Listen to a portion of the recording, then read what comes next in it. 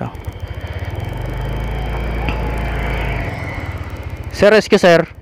Magandang asat tabi. May tatanong lang po kasi uuwi kasi yung kapatid ko sa galing Maynila. Opo. Di ba alert level 3 na naman?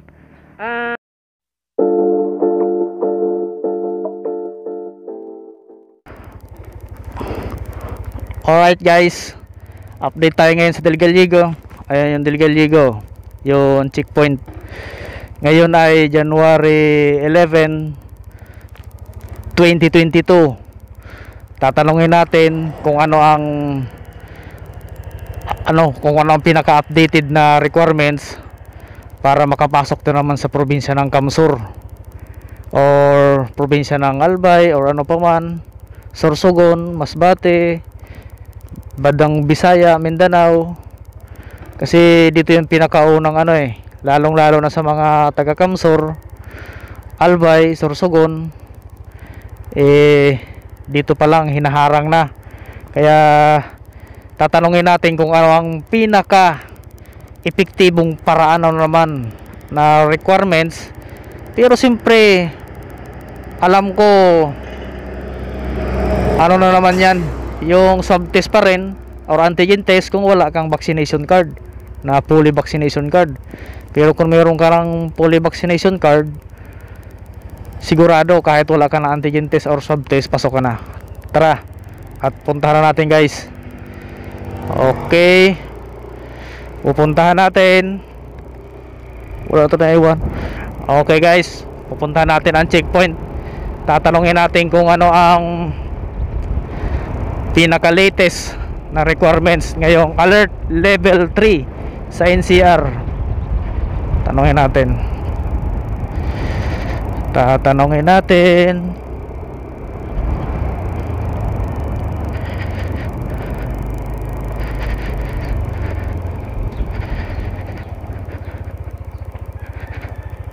Tanong.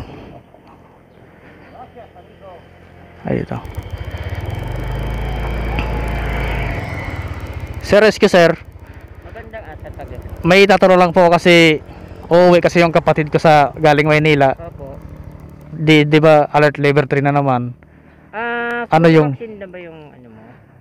pag fully vaccine ka na, okay na yun? Yung nire-record po dito fully vaccine. Much better po kung naka-registered sila sa SPAS.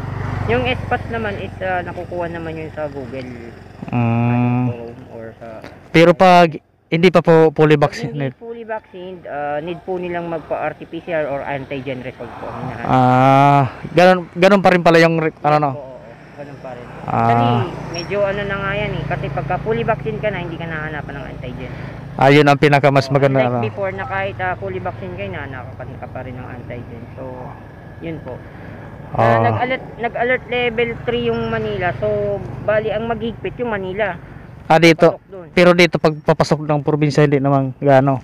Ayun lang po hinahanap. Yun pa rin. Or fully vaccinated.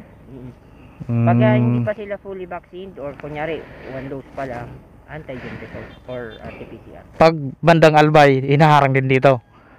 Actually lahat po chine-check naman dito kasi. Kung taga saan ka talaga, no?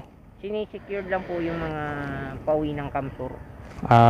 Okay, yun pala. Pagka Albay naman, just in case naman kung Albay man naman sila, magpakita lang sila ng ID na may residence ng Albay or what.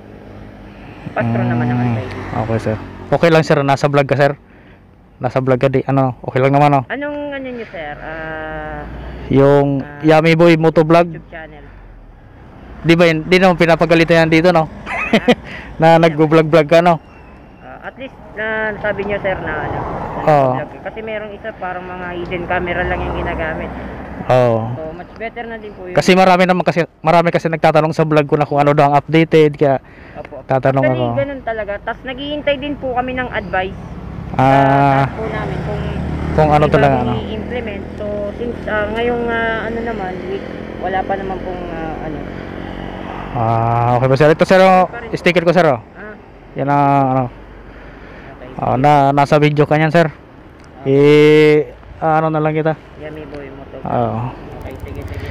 Para pag pauwi na naman ng kapatid ko, tapos ako pag pauwi na naman di, at least alam ko yung fully vaccine. Mm. Opo. Pagka hindi fully vaccine, RT-PCR test result or antigen result. Pag first dose pa lang hindi pa pwede talaga, no? Hindi pa po.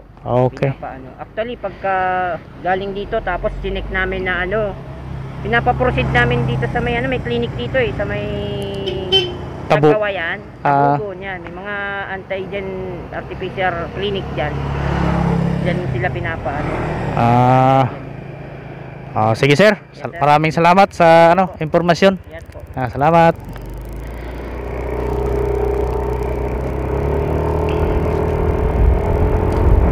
So ayun guys, ganun pa rin yung requirements nila.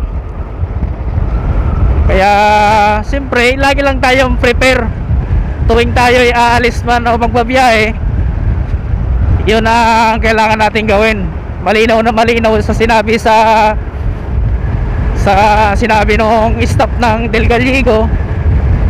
Kasi yun naman talaga ang dapat. Sumunod tayo sa anumang protocol para safety ang lahat, na hindi tayo mahawaan pa kung ano pa man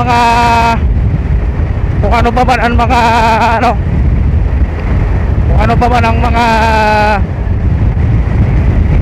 dapat na para hindi na lumala.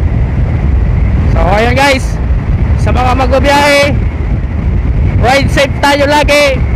Alright. Woo!